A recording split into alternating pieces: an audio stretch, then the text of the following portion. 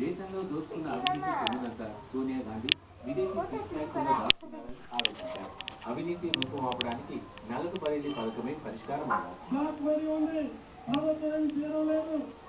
ఒక వ్యక్తికి అసలు అనేది వ్యక్తి 40,000 కోట్ల రూపాయలు పుస్తకంలో పెట్టుకుంటే ఆ డబ్బులు కూడా తేవాలని శాతగాని ప్రభుత్వం ఈ కేంద్ర ప్రభుత్వం.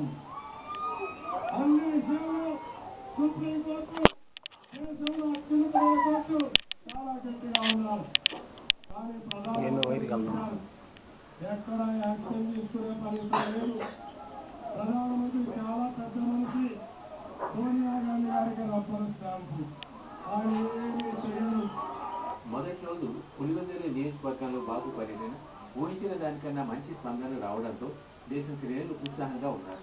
ఇవాళ కూడా బాబు రెండో రోజు పర్యటన జిల్లాలో కొనసాగుతుంది.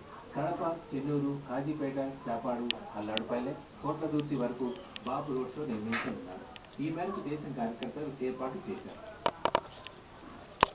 ఇప్పుడు కాసేపు విరామం.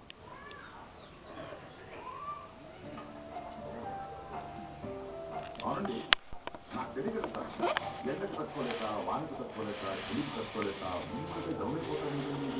సీజన్లకేమో సీజన్ లేకుండా పోయే, రోగాలకేమో రీజన్ లేకుండా పోయే.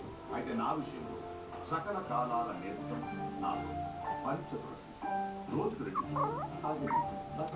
దగ్గు, జలుబు, జ్వరాలు, బీపీలు, బలాలు. Panchatulasi my health. I entered and I saw Seth. I didn't know how to react, and then I saw the wall. I was amazed, to be honest. I couldn't believe that just one wall could transform the whole space like that. Surprised most of us that we go home quickly could with real play. ఆయన అన్నారు surprise అని. నా favourite place